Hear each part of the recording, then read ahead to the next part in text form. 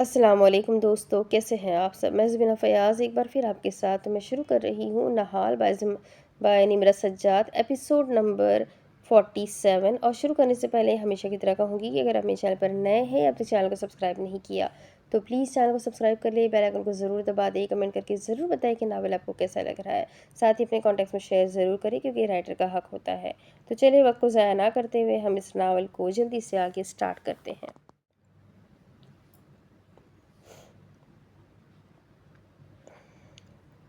اسلام آباد پاکستان سب اپنی اپنی زندگی گھسیٹتے چند روز آگے بڑھ چکے تھے۔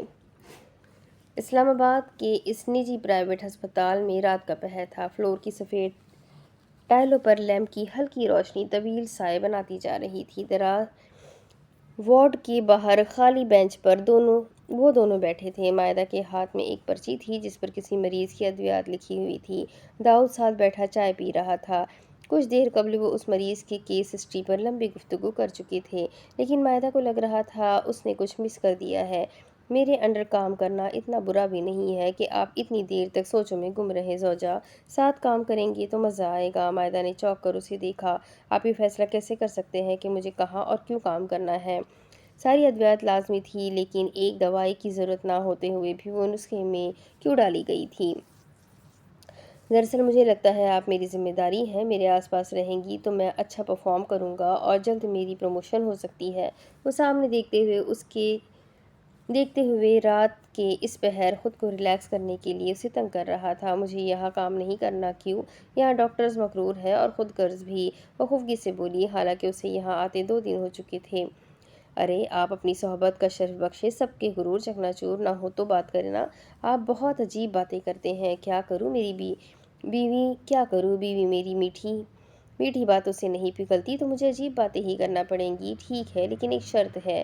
غلام حاضر ہے، آپ کو مجھے روز گھر ڈراپ کرنا ہوگا۔ اسے آج کل ایک ہی مسئلہ بہت شدت سے تنگ کر رہا تھا، اور وہ کہیں بھی آنے جانے کا مسئلہ۔ اب وہ ٹیکسی والوں پر یقین نہیں کیا کرتی تھی، اور اس کا شوہر کم از کم اتنا ذمہ دار تو ہوگا کہ اسے گھر بحفاظت چھوڑ دے۔ پک بھی کر لیا کروں گا، سودا سلف بھی لا دوں گا، اور ایک منٹ قسم سے مجھے ایسے میٹھے لہجے ہضم نہیں ہوتے۔ آپ صرف ڈراپ کرنے پر اکتفا کریں، آنے کا میں بندوبست کر لوں گی۔ اور ڈاکٹر کو اس مریض کو آئیبروفین نہیں دینی چاہیے تھی۔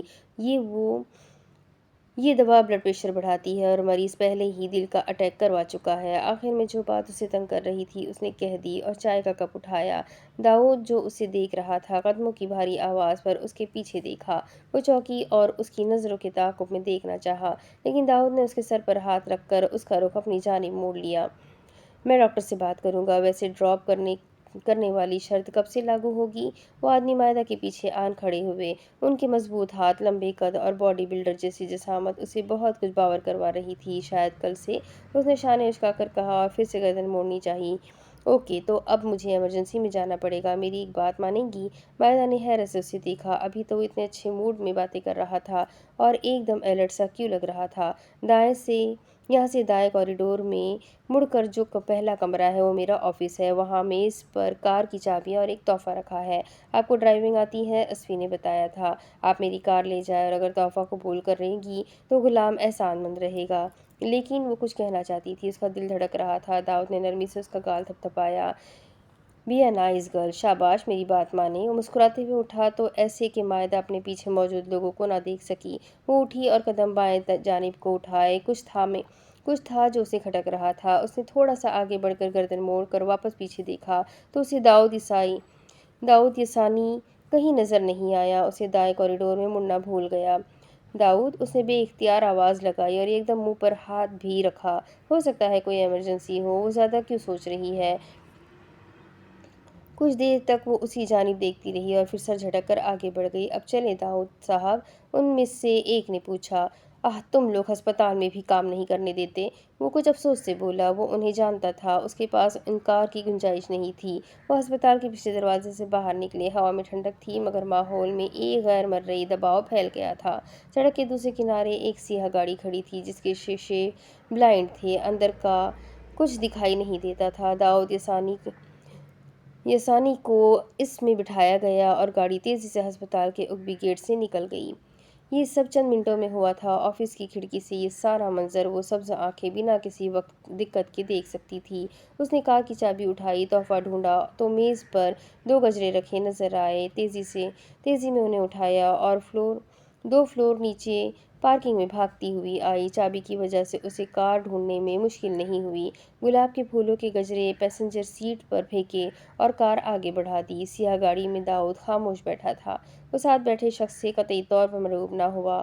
اس کی نظریں سامنے جمی رہی۔ وہ شخص موبائل پر کسی کو میسج لکھ رہا تھا اور پھر پرسکون لہجے میں اس نے ڈرائیور سے دائیں سڑک پر مڑنے کا کہا۔ گاڑی سست روی سے شہر کے شور اور روشنیوں سے نکل کر خاموش راستوں پر آگے بڑھنے لگی۔ داؤد بھی باہر دیکھنے کی کوشش کرتا رہا۔ لگتا ہے تم اپنے ماموں سے مل کر کچھ خوش نہیں ہوئے؟ ایسے اغوا ہونے پر کون خوش ہوتا ہے ماموں؟ آپ صرف یہ بتائیں کہ دھمکانے لائے ہیں یا مارنے لائے ہیں؟ وہ سنجیدگی سے پوچھ رہا تھا۔ وہ جانتا تھا کہ وہ کافی عرصے سے اس کے بارے میں جان چکے ہیں اور اس کی ہر حرکت پر نظر رکھے ہوئے ہیں۔ ارے لاڈلے، تمہاری ایک مدد کر رہا ہوں، تمہیں کیوں ماروں گا؟ میری بہن کی آخری نشانی ہو، کبھی اپنی ماں کی قبر پر گئے ہو؟ جعفر ریاض بہت نرمی سے پوچھ رہے تھے۔ داؤد یسانی کا سارا اعتماد اور سرد پن ایک لمحے میں ڈھہ گیا۔ اس کی ماں کی کوئی قبر تھی ہی نہیں، انہیں جلایا گیا تھا اور بس وہ راکھ ہو گئی تھی۔ کار جب پرانے قبرستان کے دروازے کے پاس رکی تو اسے لگا وہ اپنی جگہ سے کبھی ہل نہیں سکے گا۔ چاندنی نے قبروں کو سفید اجالے میں نہلایا ہوا تھا۔ آسمان پر بادلوں کی تہہ جمی ہوئی تھی، جیسے بادل خود اس منظر کی گواہی دینے کو رکے ہو۔ وہ کار سے اترے اور آگے بڑھے۔ داؤد نے گردن موڑ کر دیکھا تو لوہے کا گیٹ ان کے پیچھے بند ہو چکا تھا۔ 4-5 گارڈ بھی ان کے پیچھے آ رہے تھے۔ ماحول میں عجیب سرد مہری پھیل چکی تھی۔ ان کے قدموں کے نیچے کنکریاں چرچرا رہی تھیں۔ جعفر ریاض ایک پرانی قبر کے سامنے جا کر رکے تھے۔ پتھر کی سل پر لکھا ہوا نام داؤد کی آنکھوں کے سامنے آیا تو وہ ساکت رہ گیا۔ یہ وہ نام تھا جس سے اس کی زندگی کا سب سے پہلا اور سب سے گہرا رشتہ تھا۔ وہ اس کی ماں کی قبر تھی۔ وہ بے یقینی سے آگے بڑھا اور کتبے پر لکھے نام پر ہاتھ پھیرا اور پھر وہ گھٹنوں کے بل وہاں بیٹھ گیا۔ انگلیوں کے پور زخم کی طرح جلنے لگے۔ کتنے ہی ثانیے خاموشی اور سسکیوں کی نظر ہو گئے۔ اب تمہیں یہ پوچھنا چاہیے کہ اتنے سالوں بعد تمہیں اس قبر پر کیوں لایا گیا ہے؟ جعفر ریاض کہہ رہے تھے۔ میری عادت ہے، آج کل کے بچوں کو پہلی مرتبہ میں بات زبان سے ہی سمجھاتا ہوں۔ انہوں نے اپنے ہاتھ سینے کی گرد باندھ لیے۔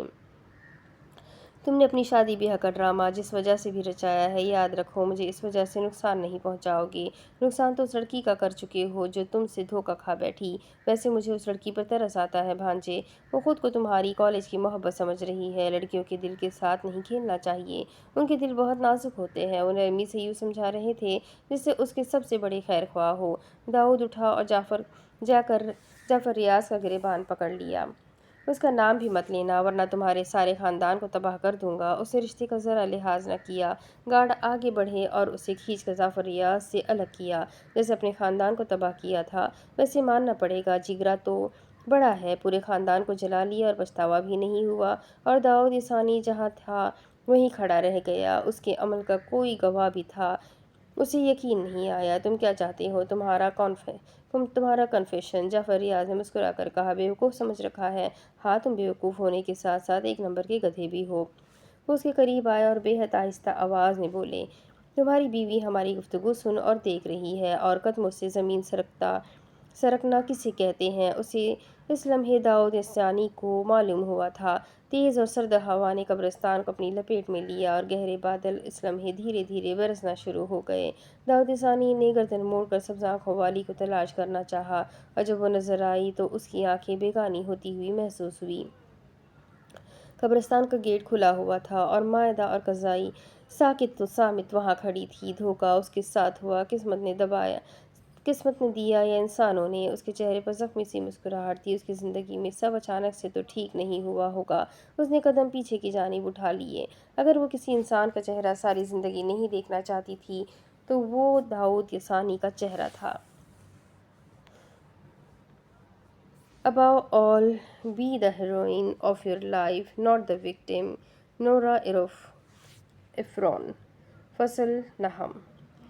اسلام آباد، پاکستان۔ اسلام آباد کی شامیں ہمیشہ کی طرح پرسکون اور لطف آمیز ہوتی ہیں، لیکن سرما کی وہ شام ایک خاموشی اپنے اندر سمیٹے ہوئے تھی جو اداسی کو جنم دیتی ہے۔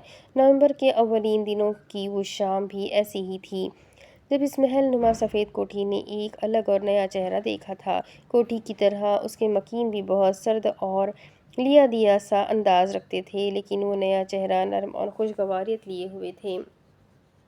وہ چہرہ زمینہ گل خانزادہ کا تھا، جس سے اس گھر کے مکینوں کو جیسے کبھی کوئی سروکار رہا ہی نہ ہو۔ وہ بیرونی دروازے سے اندر اسی وقت داخل ہو سکی تھی جب اس نے اپنا تعارف زمان گل خانزادہ کی بیٹی اور جعفر ریاض کی بھتیجی کے طور پر کروایا تھا۔ اس شام محل کے ملازمین حیران تھے۔ آخر انہوں نے اس ہستی کو دیکھ ہی لیا تھا جس کا ذکر اور گھر میں کبھی اچھے لفظوں میں نہیں کیا گیا تھا۔ سب کو معلوم تھا کہ اس لڑکی نے اس خاندان کو بے عزت کرنے میں کوئی کسر نہیں چھوڑ رکھی تھی۔ ملازمین کے حلقے میں اس لڑکی سے ہمدردی بڑھ چکی تھی۔ فضا میں بے چینی تیرنے لگی تھی اور ہوا ساکت ہو چکی تھی۔ اس کے من بھر کے قدم اندر کی جانب بڑھ رہے تھے۔ وہ ایک دہائی بعد اپنے خاندان والوں سے ملنے والی تھی، اپنے ماں باپ کو دیکھنے والی تھی، لیکن خود کو مضبوط اور بہادر ہونے کا سبق بھی باور کروا رہی تھی، کیونکہ وہ ایک نڈر لڑکی تھی، کم از کم اب تک خود کو ایسا ہی سمجھتی تھی۔ اسے کسی کا سامنا کرنے میں کوئی دقت نہیں تھی، کیونکہ اس نے کوئی گناہ نہیں کیا تھا۔ وہ اپنے خواب پانے کے لیے اس سے بھی انتہائی قدم اٹھا سکتی تھی جو اس نے 10 برس پہلے اٹھایا تھا۔ یہ تو صرف اپنے ملک اور گھر واپس جانا تھا کہ زبردستی وہ قائل کی جا نہیں سکتی تھی۔ وہ پاکستان صرف ایک ہفتے کے لیے آئی تھی اور اس ایک ہفتے میں اسے بہت سے کام کرنے تھے۔ گھر والوں سے ملاقات کے بعد سر فہرست جو کام تھا وہ اپنی محسن اور عزیز دوستوں کو سرپرائز دینا تھا کہ وہ پاکستان آئی ہے اور اب کی مرتبہ بنا کسی خوف کے آئی ہے، اور پھر وہ گھوم پھر کر واپس چلی جاتی۔ وہ پاکستان ہمیشہ کم وقت کے لیے آتی تھی اور اس مرتبہ بھی ایسا ہی ہونا تھا۔ ہر مرتبہ اسے روک دیا جاتا تھا، لیکن اس مرتبہ ایسا کچھ نہیں ہوگا کہ اسے رکنا پڑے۔ ہر بار کی طرح اس مرتبہ بھی وہ کسی کو اپنے پیر کی زنجیر نہیں بننے دے گی۔ اس کا ارادہ پکا تھا۔ وہ گھر میں داخل ہوئی، اسے دیکھا گیا، حیرانگی کا اظہار کیا گیا، خوش دلی سے خوش آمدید کہا گیا، اسے سراہا گیا، اور پھر وہ اپنے باپ کے سامنے پہنچی۔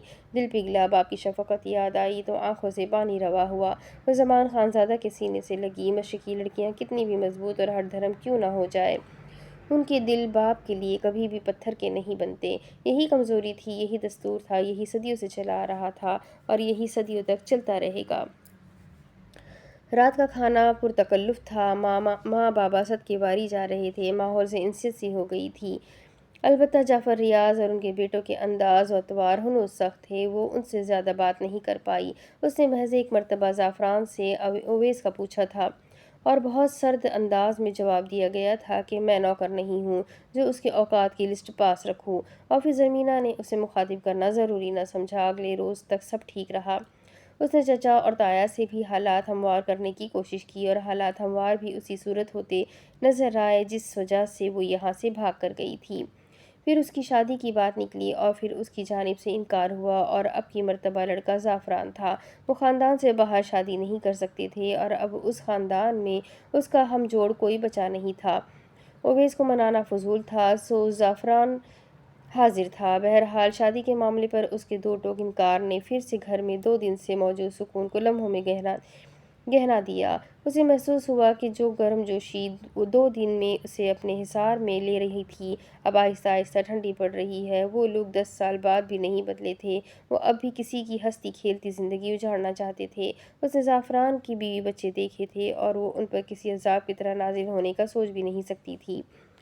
2 دن بعد ہی اس کا دل اس گھر سے اٹھ گیا تھا، البتہ وہ تسلیم کرتی تھی۔ پہلی 2 راتیں پرسکون گزری، حد سے بڑھ کر توجہ، بے تحاشا پیار اور ماں باپ کی چھاؤں میں ایسا سکون جسے اس نے بہت پہلے محسوس کیا تھا اور کافی عرصے سے جس کی متلاشی تھی۔ اگلے روز چند ملازمین کی بدولت اس کے کانوں تک یہ بات پہنچ چکی تھی کہ زمان خانزادہ کو ہارٹ اٹیک نہیں ہوا تھا، وہ صرف ان دونوں بہن بھائی کو پاکستان بلانے کے لیے ایک بہانہ تھا جو اس کے پاکستان آنے کی صورت میں پورا ہو چکا تھا۔ بالاج تو آیا نہیں اور اس نے آ کر غلطی کر دی۔ اسی رات اس نے واپس جانے کا فیصلہ کر لیا تھا۔ اسے ہمارا کے گھر کا علم تھا، اسی لیے وہ باقی کے چند دن وہاں گزار کر واپس جا سکتی تھی۔ اس رات بھی اس نے سب سوچ رکھا تھا۔ اس مرتبہ فرق صرف یہ تھا کہ اس نے مدد لینے یا بھاگنے سے پہلے کسی کو بتایا نہیں تھا۔ نومبر کی وہ شام بھی ہمیشہ کی طرح ٹھنڈی تھی، برف اور سرد، گھر میں عجیب سا سکوت پھیلا ہوا تھا۔ ہاں، 10 سال بعد کچھ بدلا تھا تو اس خاندان کے لوگوں کے سونے کے اوقات۔ سب کام کاج کو جانے والے لوگ تھے، کھانے کے بعد ہی اپنے اپنے کمروں میں بند ہو جاتے تھے۔ وہ اکثر لیٹ نائٹ شفٹ بھی کرتی تھی تو اس کے سونے کا معمول کچھ بگڑا ہوا تھا۔ اسے رات دیر تک جاگے رہنے میں مسئلہ نہیں تھا، البتہ اسے تھکن محسوس ہو رہی تھی، شاید بے چینی سے یا پھر ان 2 دن کی یادوں کے بوجھ سے جو وہ اپنے ساتھ لے کر جانے والی تھی۔ وہ بیڈ کے کونے پر یوں بیٹھی تھی جیسے ابھی کے ابھی بھاگ جائے گی۔ کمرے کا دروازہ ہلکی سی چڑچڑاہٹ سے کھلا تو وہ ڈر گئی۔ رات کے اس پہر نہ جانے کون تھا۔ پھر ماں کو دیکھ کر اس نے گہرا سانس لیا۔ وہ پچھلے 2 دن سے ان کی روٹین بھی دیکھ چکی تھی۔ وہ سارے کام ختم کر کے رات جلدی سونے اور صبح جلدی اٹھنے والی خاتون تھی۔ آپ ابھی تک کیوں جاگ رہی ہیں؟ وہ اٹھ کر ان کے پاس آئی۔ خالدہ نے اس کے حلیے پر ایک گہری نگاہ ڈالی کیونکہ اس نے بوٹ پہن رکھے تھے اور سفید رنگ کے ٹریک سوٹ میں ملبوس تھی۔ گہرے بھورے رنگ کا کوٹ صوفے پر رکھا ہوا تھا۔ ایسے ہی آنکھ کھل گئی تھی۔ تم کہیں جا رہی ہو؟ ان کے ہاتھ میں دودھ کا گلاس تھا۔ نیند نہیں آ رہی تھی تو سوچا زعفران بھائی کے جم کا چکر لگا آؤں۔ اس نے فرصت سے جھوٹ کہا۔ اس میں کیا برائی ہے جو شادی نہیں کرتی؟ وہ اس کے بستر پر بیٹھ گئی، وہی نرم اور تھکا ہوا انداز۔ نہ جانے سب کو شادی سے انکار کی وجہ اگلے انسان میں برائی ہونا ہی کیوں لگتا ہے۔ وہ بھی آ کر ماں کے ساتھ بیٹھی۔ انہوں نے دودھ کا گلاس اس کی جانب بڑھایا جسے اس نے بنا کسی ضد کے تھام لیا۔ اس عمر میں آپ بابا کو چھوڑ کر کسی اور سے شادی کریں گی؟ اس نے بھی بے حد نرم انداز میں پوچھا۔ کیا مطلب ہے تمہارا؟ کہیں تم نے شادی تو نہیں کر لی؟ خالدہ نے حیرت سے اسے دیکھا۔ ابھی نہیں کی، بالاج نے کہا ہے وہ لڑکے کو دیکھے گا، پرکھے گا، پھر کوئی فیصلہ کرے گا کیونکہ وہ سمجھتا ہے میں ایسا لڑکا پسند کروں گی جس کا مجرمانہ ماضی ہے کیونکہ مجھے ولن اچھے لگتے ہیں، لیکن آپ بے فکر رہیں، وہ اچھا لڑکا ہے۔ بالاج ابھی تک اس سے ملا نہیں ہے۔ وہ ہنس پڑی اور دودھ کا گلاس پینے لگی۔ دودھ گرم تھا اسی لیے پہلے منہ جلا پھر حلق جلا اور پھر سینے میں آگ سی لگ گئی۔ لڑکا کیا کرتا ہے؟ وہ اس کے چہرے کے ایک نقوش کو گویا حفظ کر رہی تھی کہ آخری مرتبہ انہوں نے اپنی بیٹی کو کیسے مسکراتے دیکھا تھا۔ لڑکا ڈاکٹر ہے، بلوچوں کے رئیس خاندان سے ہے، وہیں لندن میں رہتا ہے، ہینڈسم بھی ہے اور مجھے پسند بھی ہے۔ وہ مزے سے بتانے کے بعد پھر دودھ پینے لگی۔ وہ چاہتی تھی کہ وہ دودھ ختم کرے اور ماں اپنے کمرے میں جا کر سو جائے تاکہ وہ گھر سے نکل سکے۔ کیا نام ہے لڑکے کا؟ اندر آتے ہوئے زمان خانزادہ نے پوچھا تھا۔ پہلے تو وہ ڈری اور پھر باپ کے چہرے کو دیکھ کر مسکرائی۔ وہ آ کر صوفے پر بیٹھے تو زمینہ بھی ان کے پاس جا بیٹھی۔ وہ اب اتنی بڑی ہو چکی تھی کہ اپنے باپ سے ایسی بات کھل کر کہہ سکتی تھی، اور کچھ مغربی ماحول کا اثر تھا کہ اسے اپنی پسند ظاہر کرنے میں کوئی عار محسوس نہیں ہونا تھا۔ اس کا نام داؤد یسانی ہے بابا۔ وہ بہت قابل انسان اور اچھا ڈاکٹر ہے۔ اس نے مسکرا کر انہیں دیکھا۔ شاید وہ اس سے ملنا چاہے، اس کی کوئی تصویر دکھانے کی خواہش کرنا چاہے۔ وہ ایسا کہتے یا سوچتے ہوئے اس کے وہم و گمان میں بھی نہیں تھا کہ داؤد یسانی اس کی پھپھو کا بیٹا ہے جس پر الزام لگا کر غیرت کے نام پر قتل کیا گیا تھا۔ زمان خانزادہ نے کچھ نہیں کہا تو وہ مایوس ہوئی۔ کم از کم وہ اس کا کچھ حوصلہ بڑھا سکتے تھے یا لڑکا دیکھنے کی خواہش کر لیتے۔ بابا، آپ بہت مایوس ہیں نا میری اور بالاج کی طرف سے؟ اس نے دودھ کا گلاس سائیڈ میز پر رکھ کر اپنے باپ کے دونوں ہاتھ تھامے۔ ہم نے آپ کی تربیت پر کبھی سوال نہیں اٹھنے دیا بابا، بس آپ شادی کو لے کر جو فیصلہ کر رہے ہیں یقین کریں وہ کسی کے حق میں بہتر نہیں، اویس لالا کے وقت بھی نہیں تھا اور زعفران لالا کے وقت بھی نہیں ہے۔ اگر آپ کو داؤد پسند نہیں آتا تو آپ کہیں بھی شادی کروا دیں، آپ کی خاطر ایسا کروں گی، لیکن کسی کا بسا بسایا گھر مت اجاڑیں۔ میں کسی سے دوسری شادی نہیں کر سکتی۔ اس نے مزید کچھ کہنے کی کوشش کی تو اس کا گلا رند گیا۔ اس کے جسم میں عجیب سی حرارت ہو رہی تھی۔ بابا کا چہرہ سرخ پڑ رہا تھا تو ماں کی آنکھوں میں بھی آنسو تھے۔ اس کا خود کا سر گھوم رہا تھا۔ مجھے معاف کر دینا زرمینہ، میں ایک مرتبہ پھر بدنامی کا بوجھ نہیں سہ سکتا۔ انہوں نے زرمینہ کے سر پر ہاتھ رکھا اور اسے اپنے سینے سے لگایا۔ گھومتے ہوئے سر کے باوجود اسے باپ کے سینے سے لگ کر کچھ دیر سکون ملا تھا۔ اس نے آنکھیں بند کر کے اس لمحے کو محسوس کیا تھا، اپنے باپ کی آغوش میں تھی۔ آپ کیوں فکر کر رہے ہیں بابا؟ کوئی آپ کو بدنام نہیں کر رہا، میں ہوں نا، سب ٹھیک ہو جائے گا، میں کہیں نہیں جا رہی۔ اس کی گردن میں گرہ لگ رہی تھی، اسے بولنے میں دشواری ہو رہی تھی۔ وہ جو ابھی بھاگنے کا پلان بنا رہی تھی وہیں رکنے کا کہہ رہی تھی، لیکن اس وقت وہ جذبات میں آ کر جو کہہ رہی تھی وہ کرنے کو بھی تیار ہو چکی تھی۔ اب دیر ہو چکی ہے زرمینے، کچھ ٹھیک نہیں ہو سکتا، کچھ بھی نہیں۔ زمان خانزادہ نے اسے خود سے الگ کر کے دیکھا اور بہت یاسیت سے دیکھا، جسے آخری مرتبہ دیکھ رہے ہو، اور پھر اس کے پیچھے رکھے دودھ کے گلاس کو دیکھا۔ زرمینہ نے بے یقینی سے ان کی نظروں کے تعاقب میں دیکھا۔ وہ اپنی جگہ سے ہل نہیں سکی۔ آگاہی کا وہ لمحہ اس پر جیسے پہاڑ بن کر ٹوٹ کر گرا تھا۔ سانس سینے میں قید ہو گئی اور دل ایک لمحے کو دھڑکنا بھول گیا تھا۔ آنکھیں پھیل گئی اور وہ پلک تک نہ جھپکا سکی۔ دل چاہا چیخے، بھاگے یا آنکھیں بند کر کے سب کچھ جھٹلا دے، لیکن اس کے جسم نے اجازت نہ دی۔ دودھ میں کچھ تھا۔ اس نے ماں کی جانب دیکھا، پھر وہ ماں کے چہرے سے نظریں نہیں ہٹا سکی۔ دودھ کا گلاس ختم کر لو زرمینے، اس سے تکلیف کم ہوگی اور تم آسانی سے مر سکو گی۔ زمان خانزادہ کا ہاتھ زرمینہ کے ہاتھوں سے چھوٹ گیا۔ کیا عزت مجھ سے زیادہ قیمتی تھی بابا؟ اس نے گلاس کی جانب مڑ کر نہیں دیکھا۔ وہ ان دونوں کو ہکا بکا انداز میں دیکھتی رہی تھی۔ دودھ پی لو میری بچی، خالدہ نے نفی میں گردن ہلاتے اسے کہا تھا، جیسے انہیں اپنی غلطی کا احساس ہو رہا تھا۔ ان کی اولاد ان کے ہاتھوں ان کے سامنے مر رہی تھی، وہ رو بھی رہی تھی۔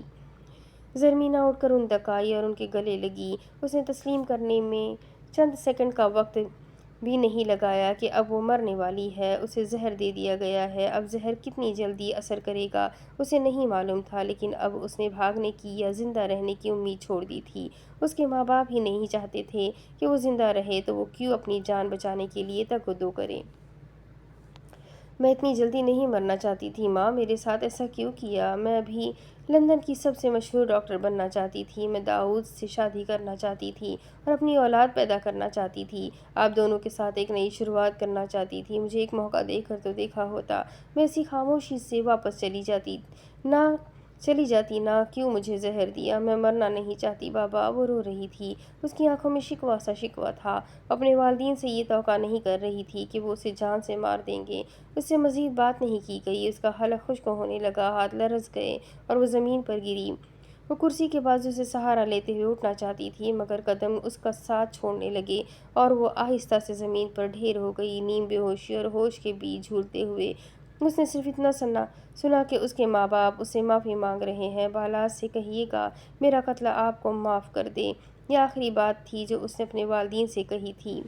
اس کے بعد آہستہ آہستہ اس کے حواس ساتھ چھوڑتے جا رہے تھے۔ اس نے محسوس کیا کہ دو مضبوط ہاتھوں نے پکڑ کر اسے اوپر اٹھایا تھا اور پھر چند لوگ سرگوشیوں میں بات کر رہے تھے۔ اس کے بعد سب کچھ اندھیرے میں ڈوب گیا۔ وہ کہیں لے جائی جا رہی تھی، اندھیرے کے اس حصے میں جہاں صرف سانسوں کی آواز باقی رہتی ہے۔ اپنا جسم محسوس کر رہی تھی، لیکن کنٹرول نہیں تھا۔ وہ بالا کو پکارنا چاہتی تھی، لیکن حلق نے آواز برآمد کرنے سے انکار کر دیا تھا۔ وہ ہمت کرنا چاہتی تھی، لیکن اسے یوں لگا جیسے وہ ہوا میں پھینک دی گئی ہو۔ پھر اس کے رہے سہے حواس بھی جانے لگے۔ اس کا ذہن گہری تاریکی میں جانے لگا، ایسی تاریکی جس کے بعد انسان زندگی کی طرف لوٹ ہی نہیں سکتا۔ اس کے جسم نے لڑنا ترک کر دیا تھا۔ اس کے اندر پھیلتا زہر خاموشی سے اس کے گردش خون کو کاٹ چکا تھا۔ زہر نے دل کی رفتار کو روک دیا تھا اور پھر اچانک سانس کے دھاگے کو توڑ دیا تھا۔ وہ اپنے کمرے کی کھڑکی سے زمین پر پھینک دی گئی تھی اور زمین نے اسے اپنے اندر سمیٹا تھا اور روح جسم سے نکل چکی تھی۔ اسلام آباد میں موجود اشرفیہ کے کلب میں اس وقت نشے میں دھت زعفران اپنے سامنے بیٹھے میخائیل کو ساری روادات سنا رہا تھا کہ آخر اس رات ہوا کیا تھا، کون تھا جس نے زرمینہ کو قتل کیا تھا اور اس کے قتل کو کور کیا تھا۔ میخائیل سکتے کے زیر و اثر وہیں کا وہیں بیٹھا رہا تھا۔ E7 اسلام آباد۔ کپکپاتے قدموں سے وہ تیز رفتاری سے سیڑھیاں چڑھ رہی تھی۔ اس وقت اس کا دماغ معاوب تھا۔ وہ جانتی تھی کہ وہ اس کے پیچھے بھاگ رہا ہے، اس کے قریب پہنچنے سے پہلے گھر کے اندر جا کر بند ہو جانا چاہتی تھی۔ میری بات تو سنیں مائدہ۔ وہ اسے روکنے کو دو سیڑھیاں ایک ساتھ طے کر رہا تھا۔ مائدہ اپنے فلیٹ کے باہر رکی اور تیزی سے اپنے بیگ سے چابی نکالی اور دروازہ کھولنے لگی۔ اس کے ہاتھ کپکپا رہے تھے۔ داؤد نے دروازے کے ہینڈل پر رکھے اس کے ہاتھ پر اپنا ہاتھ رکھا۔ پلیز ایک مرتبہ صفائی کا موقع دے، وہ اس کی منت کر رہا تھا۔ مائدہ نے اس کا ہاتھ جھٹکا اور دروازہ کھول کر اندر آ گئی۔ داؤد چند پل نادم سا وہاں کھڑا رہا اور پھر اندر آ گیا۔ کچھ لوگ ہوتے ہیں جنہیں آپ اپنی ذات سے ذرا نقصان بھی نہیں پہنچانا چاہتے، لیکن وہی لوگ آپ کی ذات سے سب سے زیادہ گھائل ہو جاتے ہیں۔ وہ ایسا نہیں چاہتا تھا۔ وہ مائدہ کو کسی قسم کی تکلیف نہیں دینا چاہتا تھا۔ وہ اس کی تکلیف بانٹنے اور مدد کرنے آیا تھا، لیکن اس کا جھوٹ اور ماضی اتنی جلدی اور آسانی سے مائدہ کے سامنے کھل جائے گا اسے اندازہ نہیں تھا۔ اس نے اپنی روح میں بہت آگے تک کی پلاننگ کی ہوئی تھی کہ کب، کیسے اور کن حالات میں مائدہ اور قزئی کو سچ بتانا ہے और उसके साथ नई ज़िंदगी शुरू करनी है, लेकिन सब उसके हाथ से यूँ फिसला था जैसे नरम रेशम हो। वो अंदर आया तो मायदा किचन में मौजूद फ्रिज से कोल्ड ड्रिंक निकाल रही थी। वो छोटे-छोटे कदम उठाता वहाँ आया। मायदा दूसरी जानिब पुश्ती किए गिलास में कोल्ड ड्रिंक डाल रही थी। दाऊद ने कुछ भी कहने से पहले बहुत मुश्किलों से ढेर सारी हिम्मत मुजतमा की थी। मायदा वो उसके करीब आया और हाथ उठाकर उसके कंधे पर रखना चाहा तो वो एक झटके से मुड़ी। उसके हाथ में छुरी थी। दाऊद ने दोनों हाथ उठाकर जैसे उसे पुरसुकून करना चाहा था कि वो उसे कोई नुकसान नहीं पहुंचाने वाला। मुझसे दूर रहे दाऊद, मुझे अभी बहुत जीना है। मैं आपके हाथों कत्ल नहीं होना चाहती। उसका दिल ज़ोर ज़ोर से धड़क रहा था। उसे सामने खड़े शख्स से डर लग रहा था। अगर वो उसे अंदर ना आने देती तो अब तक इस बिल्डिंग में हंगामा खड़ा हो चुका होता, और वो ऐसा नहीं चाहती थी। वो अब घर बदल बदल कर थक चुकी थी।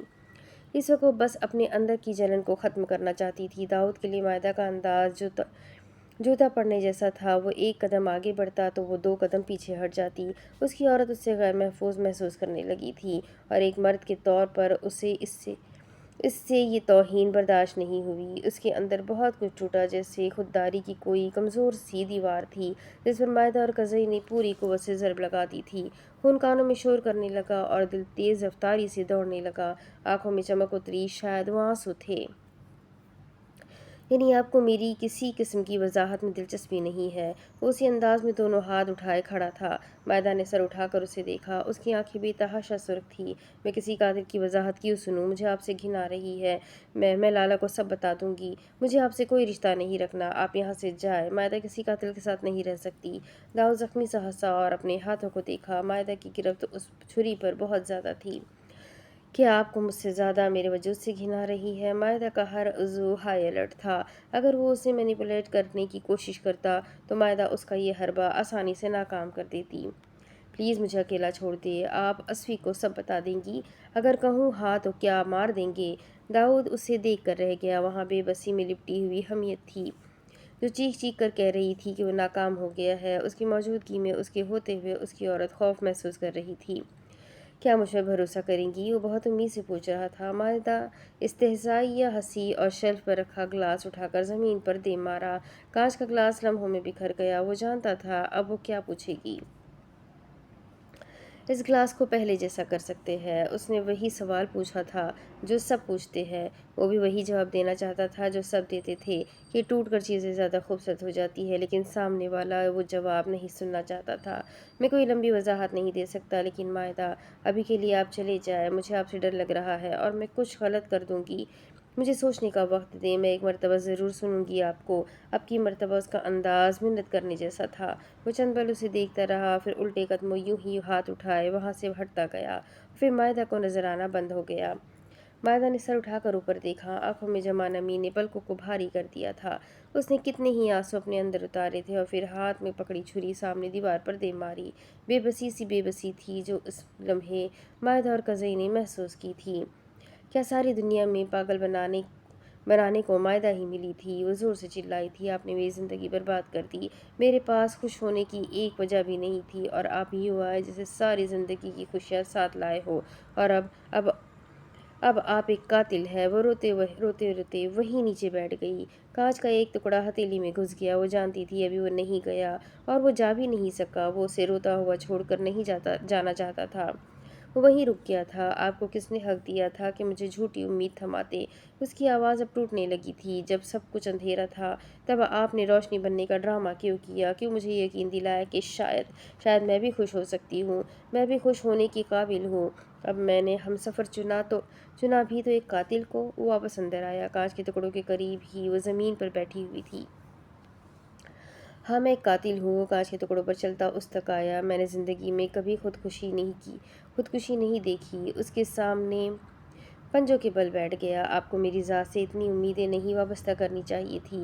मायदा सांस रोके उसे देखे गई। उसे छुरी नहीं फेंकनी चाहिए थी। वो इतनी हिरासा हो चुकी थी कि उसके करीब आने पर पहली सोच यही आई, सिर्फ एक मर्तबा मुझ पर भरोसा करे मायदा। वो धीमे लहजे में कह रहा था। मायदा ने उसके हाथ को देखा जो वो उसकी जानिब बढ़ाए हुए था। उसके हाथ में, उसके चेहरे पर कहीं भी तो नहीं लिखा हुआ था कि वो कातिल है। मायदा उसके हाथ को देखती रही यहाँ तक कि उसने अपना हाथ पीछे कर लिया। एक शर्त पर भरोसा करूंगी। मायदा ने नज़रें उठाकर उसकी आंखों में देखा। वो बड़ी नर्म निगाहों से उसे देख रहा था। آج تک مائدہ کو کسی نے ایسے نہیں دیکھا تھا۔ عزت، احترام، عقیدت کیا نہیں تھا ان آنکھوں میں۔ وہ اس کی عادی نہیں ہونا چاہتی تھی۔ اس کا سر اس بات میں ہلتا دیکھ کر مائدہ کو حوصلہ ہوا۔ اس کے بعد آپ مجھے چھوڑ دیں گے؟ میں دھوکے کی بنا پر رشتے نہیں بنا سکتی۔ دوسری صورت میں کیا ہوگا؟ آپ رشتہ جوڑے رکھیں، میں کسی سے کچھ نہیں کہوں گی، لیکن میں آپ سے شادی نہیں کروں گی۔ مائدہ نے بہت ہمت سے کہا تھا، گویا کہ وہ جانتی تھی ایسا زیادہ عرصہ نہیں چل سکتا، لیکن ابھی کے لیے اسے داؤد سے دور رہنا تھا۔ اس سے محبت بھی نہیں کرتا تھا تو نزدیکیاں بڑھانے کی کوئی تک بھی نہیں تھی۔ داؤد نے مسکرا کر اسے دیکھا۔ اس نے مائدہ کا بایاں ہاتھ اٹھایا جس کے سہارے وہ بیٹھی تھی، اور ہاتھ میں کانچ بھی لگا تھا۔ داؤد نے جھک کر اس کے ہاتھ کی پشت کو چوما۔ مائدہ حرکت نہ کر سکی۔ اس کے ارد گرد کی دنیا لمحہ بھر کے لیے رک گئی تھی۔ مجھے منظور ہے۔ اس کا ہاتھ سیدھا کر کے دیکھا اور اس پر سرخ رومال لپیٹ دیا۔ مائدہ سانس روکے اسے دیکھتی رہی۔ اس نے ایک آخری نگاہ مائدہ پر ڈالی، ہلکا سا مسکرایا اور اٹھ کر دونوں ہاتھ سرنڈر کرنے والے انداز میں اٹھاتا الٹے قدموں آہستہ سے کچن سے نکلا اور پھر لمبے لمبے ڈگ بھرتا گھر سے نکلتا چلا گیا۔ مائدہ کا دل تیز رفتاری سے دوڑنے لگا۔ اس نے داخلی دروازہ کھلنے اور بند ہونے کی آواز سنی تھی۔ اس نے آنکھیں بند کی اور دو آنسو ٹوٹ کر اس کے گال پر بہے۔ اس نے روتے ہوئے منہ پر ہاتھ رکھا اور پھر سرخ رومال کو دیکھتے اس کے رونے میں مزید اضافہ ہوا۔